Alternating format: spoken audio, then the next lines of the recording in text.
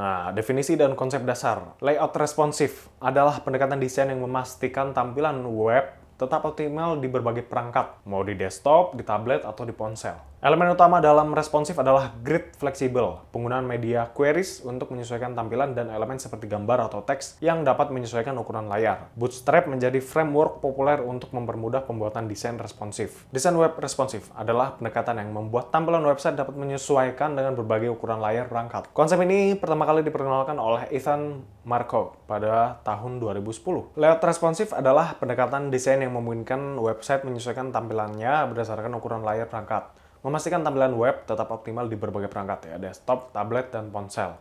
Konsep ini diperkenalkan oleh Ethan Marcoux dalam artikelnya Responsive Web Design tahun 2010. Prinsip utama layout responsif. Yang pertama ada fluid grids, ya, atau grid yang fleksibel. Flexible image, gambar yang dapat menyesuaikan. Yang ketiga ada media queries, pengaturan tampilan berdasarkan karakteristik perangkat. Optimasi gambar merupakan aspek krusial dalam desain web modern. Menurut HTTP Archive, gambar membentuk sekitar 50% dari total ukuran halaman web rata-rata. Format gambar dan use case-nya, ini ada JPEG atau JPG, ya, ideal untuk foto dan gambar dengan banyak warna. Kompresi, ya, lossy, ini mengurangi kualitas, ya, ukuran file kecil hingga sedang. PNG, ideal untuk grafis dengan transparansi. Kompresinya lossless, mempertahankan kualitas, ukuran filenya sedang hingga besar. Selanjutnya ada SVG, ini ideal untuk logo, icon ilustrasi sederhana. Berbasis vektor dapat di-scale, ya, tanpa kehilangan kualitas. Ukuran file sangat kecil untuk grafis sederhana. Selanjutnya ada WebP, format modern dengan kompresi superior, mendukung transparansi dan animasi. Dukungannya ini browser semakin luas. Tipografi web. Tipografi merupakan seni memilih dan menata huruf dengan pengaturan penyebaran pada ruang yang tersedia untuk menciptakan kesan tertentu dan meningkatkan kenyamanan pembaca. Tipografi merupakan elemen kunci dalam desain web. Gunakan font yang mudah dibaca. Pastikan ukuran teks cukup besar dan memiliki kontras yang baik dengan latar belakang. Platform seperti Google Font menyediakan banyak pilihan font gratis yang dioptimalkan untuk web. Dua macam tipografi. Typeface, desain bentuk karakter dan huruf. Analoginya lagu, jenisnya serif dan sans serif. Font, kumpulan typeface, analoginya album, gitu ya.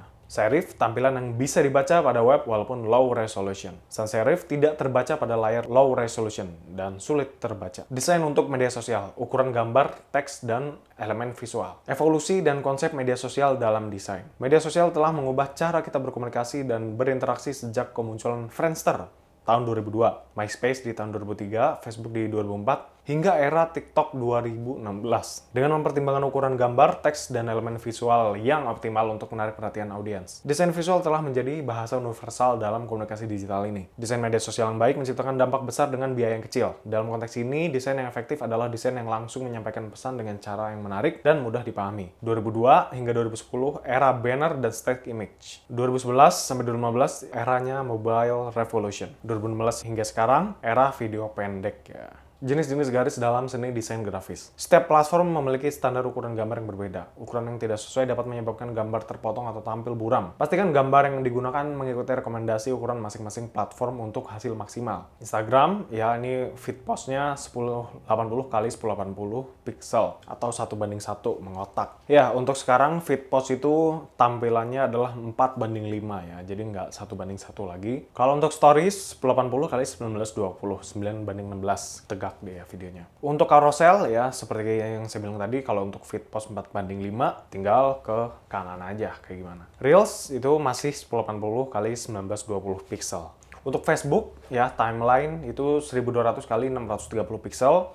Kalau stories 1080 x 1920, untuk grup cover 1640 x 855. LinkedIn company page banner 1128 x 191 pixel. Post image 1200 x 627 pixel. Ya normal aja ya, 1080 x 1920 pixel video. Peran teks dalam desain media sosial. Ya, teks memainkan peran penting dalam desain media sosial. Hindari terlalu banyak teks agar desain tetap bersih dan fokus pada pesan utama. Contohnya iklan Facebook menyarankan 20% teks dalam gambar untuk performa optimal. Peran teks dalam desain media sosialnya. Ini ada headline, ini font size-nya 20-24 pixel, ya, weight-nya semi bold, spacing-nya 0,5 px. Body text itu font size-nya 16-18 px, weight-nya reguler, spacing-nya normal. Kalau call to action-nya CTA, font size-nya bisa 20-24 pixel, ya sama kayak headline, tapi dia semi bold dan spacing-nya 0,5 pixel. Jenis-jenis garis dalam seni desain grafis. Implementasi warna brand color. Primary ya, brand recognition 60% dari seluruh desain. Secondary, supporting element 30% dari keseluruhan desain. Aksen ya, call to action 10% dari keseluruhan desain. Elemen visual dalam desain media sosial. Visual yang menarik melibatkan kombinasi warna yang konsisten, komposisi yang seimbang, dan elemen tambahan seperti icon dan ilustrasi. Contohnya kampanye Coca-Cola menggunakan palet warna merah dan putih yang kuat untuk membangun identitas brand yang konsisten. Prinsip dasar user experience. User experience adalah total pengalaman yang dirasakan pengguna ketika berinteraksi dengan produk digital. Don Norman yang menciptakan istilah user experience saat bekerja di Apple pada tahun 1993. Mendefinisikannya sebagai semua aspek interaksi pengguna dengan perusahaan, layanan, dan produknya. Elemen kunci dalam desain grafis digital yang bertujuan menciptakan pengalaman pengguna yang memuaskan. Efek psikologis dari garis. Prinsip dasar UX memastikan pengguna dapat menggunakan produk dengan mudah dan efisien. Prinsip pertama, sederhana, simplicity, fokus pada fungsi utama. Prinsip kedua, konsistensi, ya elemen desain harus seragam. Yang ketiga ada accessibility, mudah diakses oleh semua pengguna termasuk penyandang disabilitas. Prinsip keempat ada feedback, memberikan umpan balik untuk setiap tindakan pengguna. Yang kelima ada hierarki visual, prioritaskan elemen penting secara visual. Tren, pengguna mobile, smartphone, dan internet yang berkembang pesat. Banyak aplikasi mobile yang dihasilkan untuk memenuhi kebutuhan manusia atau inovasi baru. Kualitas, bagaimana menghasilkan aplikasi yang baik, terutama aspek usability dan efisiensi. Kualitas bisnis, bagaimana membuat pengguna betah, nyaman, dan akan menggunakan seterusnya. Bisnis, ya perusahaan pengembangan aplikasi menggunakan pendekatan perancangan UX untuk menghasilkan rancangan aplikasi yang baik. Usable, sistem produk atau layanan harus sederhana dan mudah digunakan. Findable, informasi harus dapat ditemukan dan mudah dinavigasi.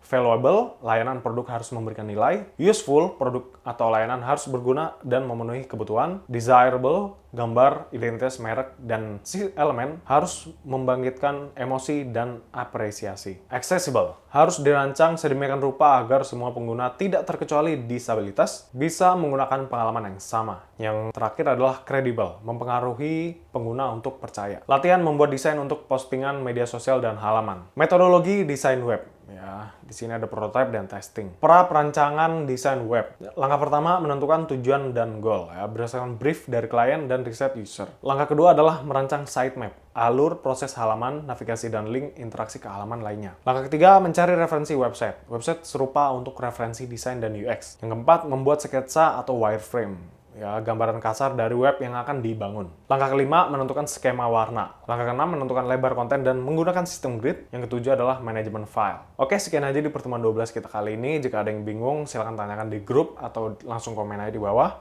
Dan mohon sekiranya untuk di-share ke teman-teman kalian yang mungkin membutuhkan. Terima kasih.